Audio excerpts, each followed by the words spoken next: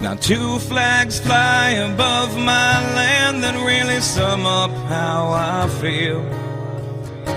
One is the colors that fly high and proud, the red, the white, the blue. The other one's got a rattlesnake with a simple statement made. Don't tread on me is what it says, and I'll take that.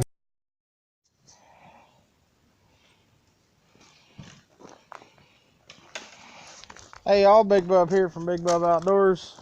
We're me and Eric's out going to try and get some creek chubs and bluegill so we can hit the river tonight.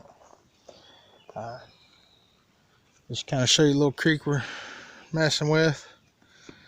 This is one of Eric's favorite spots to get creek chub. So we're going to try for some chubs, then we're going to go a few other spots to try to get some bluegill.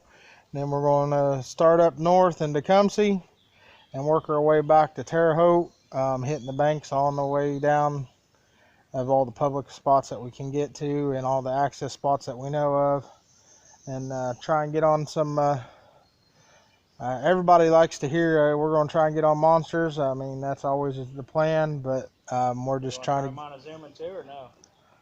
Huh? You want to try Montezuma too, or no? What? River up Montezuma? That's what I said. We start up there up north. Yeah. Work our way down. Well, you said Tecumseh first. Did I say Tecumseh? Yeah. Oh, my bad. Going to Montezuma first and working our way down. You got me confused there. That's my bad. That's my bad. But, you know, like I said, everybody wants to hear that we're going to get on big ones, but we're just here to get on any. So I'll catch y'all here in a little bit. All right, y'all. We've been here about 15 minutes and we're packing in. We didn't got to go nowhere else. Show you what's going on. You can see all those in there. There's about 30.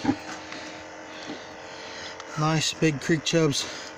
Everything's lively. And they were hungry. They were almost eating the whole hook. So get these in here.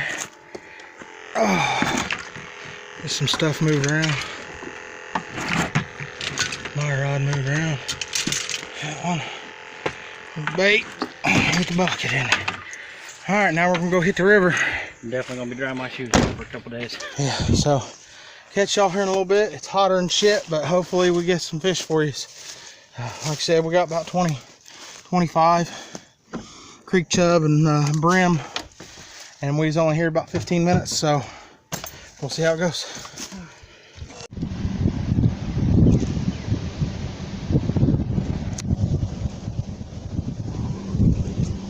Hey y'all, Big Bub here. We're down in Montezuma. Just got the rods out. It's 7:13. We put cold water in our bucket to try and keep our bait more lively. Eric put a little too much ice and it wasn't in the sun long enough like he expected it would be for it to heat up faster. And yeah, it's still like freezing cold, so it shocked them and killed most of them. Some are still alive, but either way, they're still pretty fresh. They're only about a half hour old.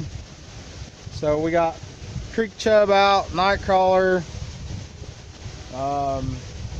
What kind of chicken you got there? It's chicken tenders with black cherry jello and garlic. Black cherry jello garlic chicken. And then of course, you know, we got night crawlers and shrimp. And then we got some live bait, some's dead. It all depends on what's still kicking. Most of the bluegill are kicking, but it's the creek chubs themselves that's mainly died. Which the creek chubs are a pretty nice size. We can cut them up. He's still breathing. They've just been shocked. Yeah, it's nice and cold. I think next time we're just going to use cold tap water. Yeah, just cold water instead of adding ice with it. But we use them as cut bait. We'll use them as whole, whatever's running, whatever's working. We're trying a little everything tonight. So hopefully get something else on this video for y'all, and I'll let y'all know here in a little bit.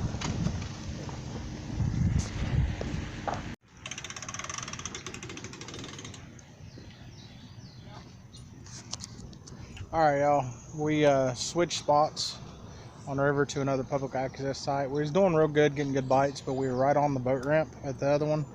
And for some reason, a lot of people decided they were just going to all launch their boats at once. We had to keep pulling in. I had to reel in real fast when I had a decent bite. I had a, I don't know, about 5-6 pound flat on, and I ended up pulling it right out of his mouth. I was actually fishing right at the end of the boat ramp, real close. It happens. So we decided we would move to another public access spot to where we're not in anybody's way. That's part of fishing public land. If you ain't got a boat, you got to deal with the access spots that they have, and that one there in Montezuma is just the boat ramp. So we're here in a new spot, and hopefully it does good. Like I said, we wasn't there 20 minutes and was getting bites, and we're back out with the same baits, so we'll see how it goes.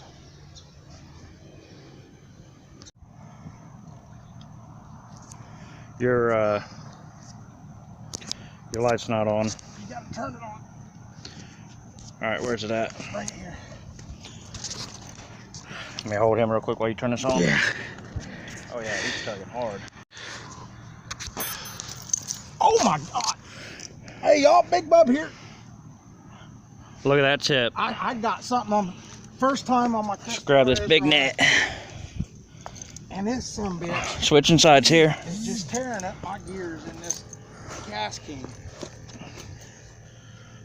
I have no idea. I got a full chum as big as my hand on here for bait. And it's taking everything. Look at that, boys. got. Boys and girls. And this motherfucker is like pulling a fucking tank.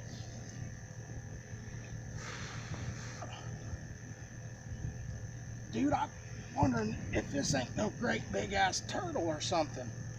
Whatever it is, He's tugging hard. it's pulling me. And it's taking everything I got fighting. I mean, I've got my reel cranked down. Yeah, he's just hitting hard.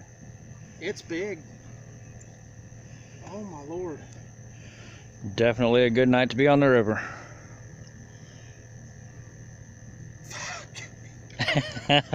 Hear them gears slipping.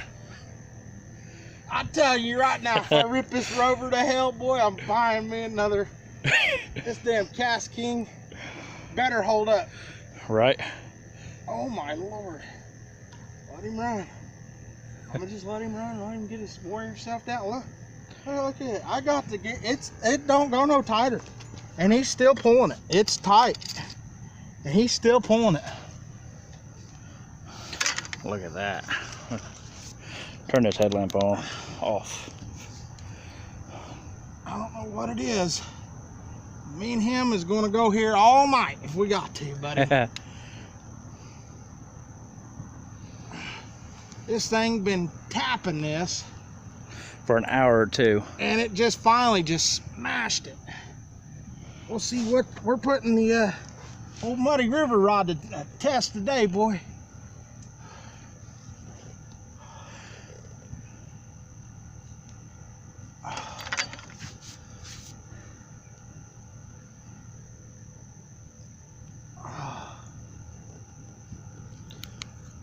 Oh my God. It's just pulling, dude. Let's see. I got a couple 100 pounds Oh yeah, he's tugging hard. of fucking, I think I'm pulling, I got a 150 pound braid, so I should be all right on, yeah, look at it pull the tip of that thing. Yeah, he's tugging something decent.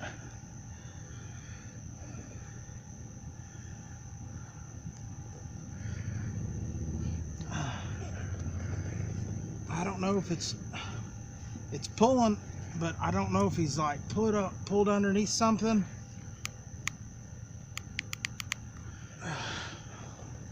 If he's just that freaking big.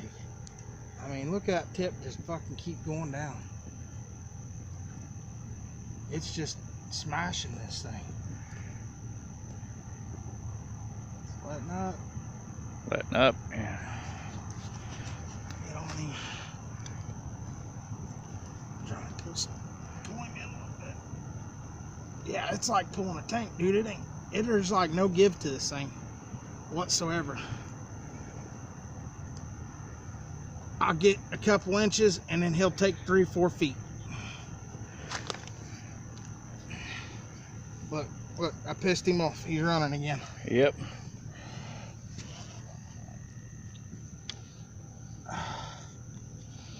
Well, I'm not going to sit and keep... I like to record this whole fight, y'all, but I don't know how long it's going to take. And my camera's only at like 30-some%, so we're going to let off here. And I'll let y'all know what happens. Alright, y'all, wasn't Moby Dick. He actually wrapped himself around a tree. Not a baby neither. Wrapped himself in my other rod. Actually pulled most of the tree up, and if I finally got it off of him. Good old Chris Flores rod pulled in about a 6-foot tree plus the catfish, so it did a great job. It held up, and so did the Cast King Rover. There he is. There's my catfish right there. 5 pounds, 2 ounces. Good eater. Right there, good and healthy. You can see the lines where he wrapped himself up. Yeah, you can see where he'd wrapped himself. He even popped his eyeball out. He was so wrapped up. He'd wrapped himself all over that thing. But he's going home, going to get 8. So